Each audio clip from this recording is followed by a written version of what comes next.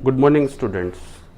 In previous video, we had studied about the electric current and electric potential. Now today, we will continue this chapter and cover these three topics: electric circuit, circuit diagram, and symbols used in electric circuit. What is electric circuit?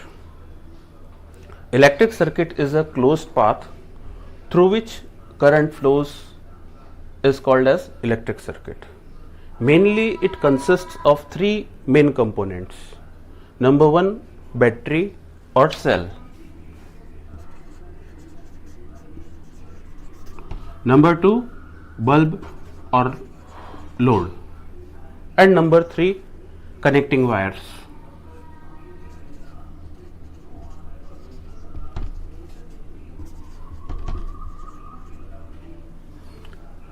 So this closed path through which current flows is called as electric circuit. Okay, in electric circuit, electric current flows from higher potential to lower potential. This we had studied yesterday in previous video. Now if we study a electric circuit, the positive terminal of the battery is of higher potential and negative terminal of the battery is of lower potential. So electric current always flow from positive terminal to negative terminal. But if we consider about the electrons, the direction of electrons will be reverse. Electrons always flow from negative terminal to positive terminal. So the direction of current is from positive to negative, but the direction of electrons is in reverse direction. Electron will flow from negative terminal to positive terminal. Okay. Now we have to start next subtopic, that is circuit diagram. What is circuit diagram? Circuit diagram is nothing but it is the symbolic representation of electric circuit. Electric circuit को अगर अपन symbols की form में represent करें तो उसको अपन circuit diagram बोलते हैं. जैसे पहले वाले डायग्राम में अपन ने देखा कि ये बल्ब है, ये स्विच है, ये बैटरी है और ये वायर्स है.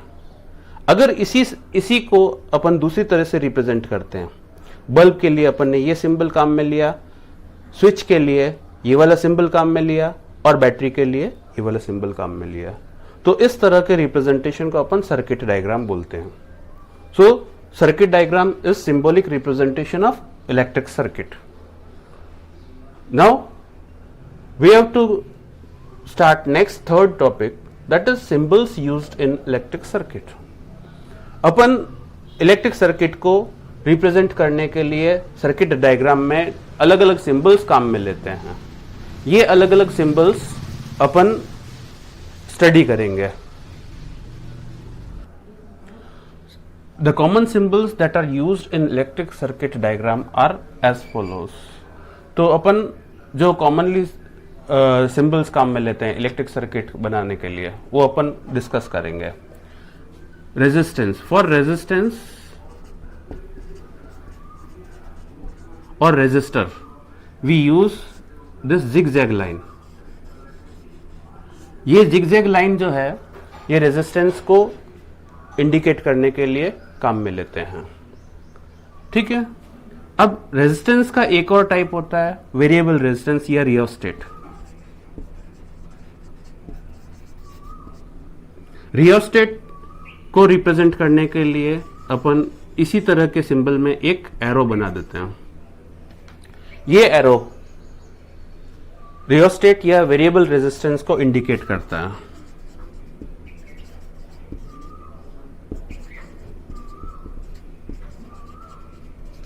वेरिएबल रेजिस्टेंस हम अपने घर में भी कॉमनली यूज में लेते हैं कि जैसे अपन पंखे की स्पीड को रेगुलेट करने के लिए रेगुलेटर काम में लेते हैं. वो रेगुलेटर और कुछ नहीं, इसी तरह का वेरिएबल रेजिस्टेंस होता है. तो वेरिएबल रेजिस्टेंस को रिप्रेजेंट करने के लिए हम दूसरा सिंबल भी काम में लेते हैं, जैसे कि इसी तरह के जिगजैग लाइन वाले सिंबल में एक बीच में कट करता हुआ एरो काम में ले लें। ठीक है, तो ये सिंबल भी वेरिएबल रेजिस्टेंस या रियोस्टेट के लिए काम में लेते हैं। इसके बाद में नंबर 3 अपन कनेक्टिंग वायर्स बताते हैं।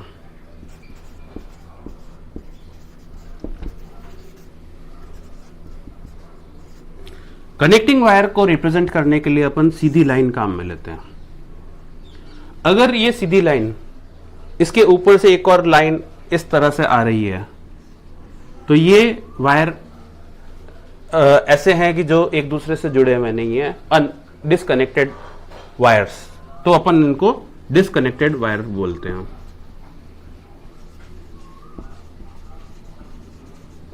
अगर इसी तरह से अपन देखें कि एक वायर को इस तरह से जोड़ा हुआ है, बीच में गोल डॉट दिख रहा है, तो ऐसे डॉट को अपन कनेक्टेड वायर्स के लिए काम में लेते हैं।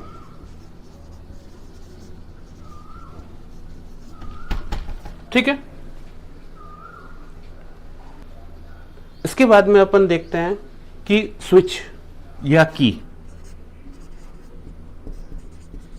स्विच या इसको की भी बोलते हैं, इसको रिप्रेजेंट करने के लिए अपन दो तरह के सिंबल काम में लेते हैं। पहला सिंबल, अगर ब्रैकेट बनाए, या दूसरा सिंबल एक लाइन बनाए जिसमें दो डॉट लगे हुए हैं और उसके ऊपर एक इस तरह की लाइन बना दें, तो ये सिंबल जो है ऑफ स्विच कंडीशन या ऐसा सर्किट जिसमें करंट फ्लो नहीं हो रहा है उसको रिप्रेजेंट करता है, तो जिसको अपन ओपन सर्किट बोलते हैं। अगर इन्हीं सर्किट में, इन्हीं सिंबल्स में अपन थोड़ा चेंज कर दें,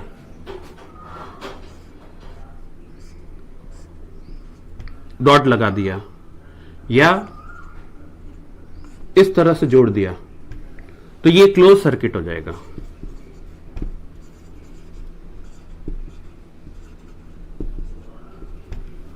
ठीक है, तो अब सर्किट डायग्राम में अपन ने connecting wire, resistance, variable resistance और स्विच, इनके बारे में देख लिया।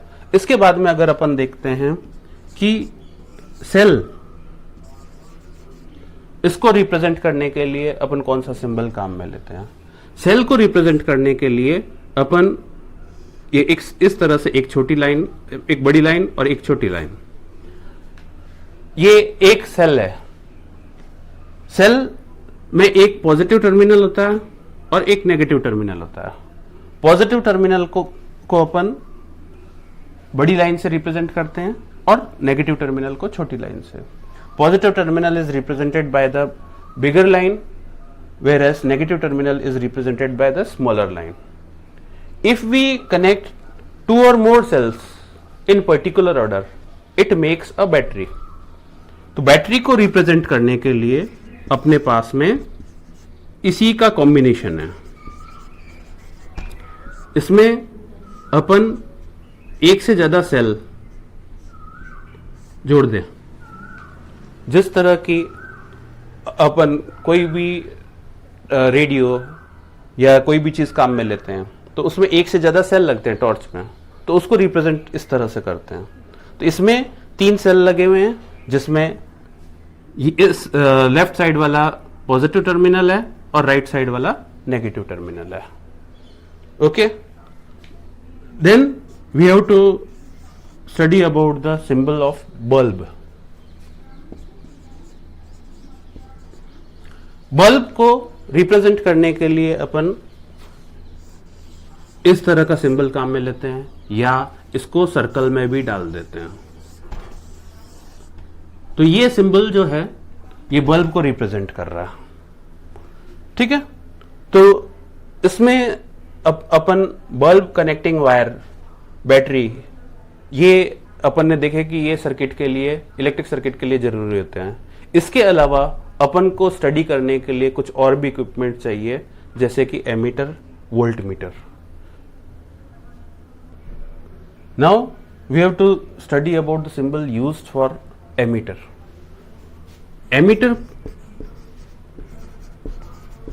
एमीटर जो कि करंट को मेजर करता है, उसको काम में लेने के लिए जो सिंबल काम में लेते हैं, उसमें एक सर्कल बनाते हैं और उसमें ए लिख देते हैं और इसमें से दो टर्मिनल निकलते हैं. एक टर्मिनल पॉजिटिव होता है और एक नेगेटिव होता है. ठीक है. और वोल्ट मीटर जो पोटेंशियल डिफरेंस को मेजर करने के लिए काम में लेते हैं, वो भी इसी तरह का सिंबल होता है, पर इसमें ए की जगह वी लिख देते हैं. इसमें भी पॉजिटिव टर्मिनल होगा एक और एक नेगेटिव टर्मिनल होगा. तो पॉजिटिव टर्मिनल लोड के पैरेलल में लगाते हैं और नेगेटिव टर्मिनल लोड के सीरीज में लगाते हैं. गैल्वेनोमीटर जो कि सर्किट में करंट की प्रेजेंस को चेक करने के लिए अपन काम में लेते हैं. गैल्वेनोमीटर में इसी तरह का सर्किट होगा, सिंबल होगा, जिसमें जी लिखेंगे, पर इसमें पॉजिटिव या नेगेटिव टर्मिनल नहीं इंडिकेट करेंगे, क्योंकि किस डायरेक्शन में करंट फ्लो हो रहा है ये खुद इंडिकेट करता है या शो करता है. Now we have to study about the simple common circuit diagram that we have to use again and again during the chapter. Circuit diagram में मेनली अपन देखें तो एक बैटरी होती है. बैटरी का एक टर्मिनल पॉजिटिव और दूसरा नेगेटिव. अब इसके सीरीज में अपन ने एक की लगाई.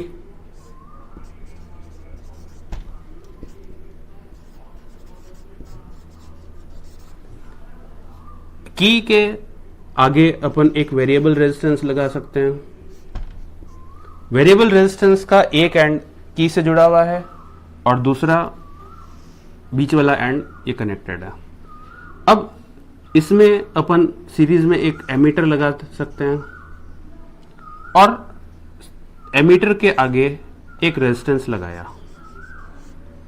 रेजिस्टेंस के दूसरे एंड को अपन ने बैटरी से जो वायर निकल रहा है उससे जोड़ दिया और रेजिस्टेंस को वोल्ट मीटर से कनेक्ट किया पैरेलल में. अब जब अपन देखें कि ये डायग्राम बन गया, तो वोल्ट मीटर का पॉजिटिव टर्मिनल किधर है और एमीटर का पॉजिटिव टर्मिनल किधर है, इसको देखने के लिए अपन ये देखेंगे कि बैटरी का पॉजिटिव टर्मिनल जिस तरफ से जुड़ा हुआ है वो वोल्ट मीटर और एमीटर का पॉजिटिव टर्मिनल होगा और जो नेगेटिव टर्मिनल से की तरफ से जुड़ा हुआ है वो नेगेटिव टर्मिनल होगा.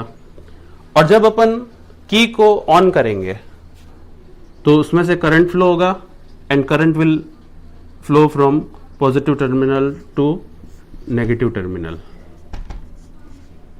And the direction of electrons will be reversed of this direction, as electron always flow from negative terminal to positive terminal.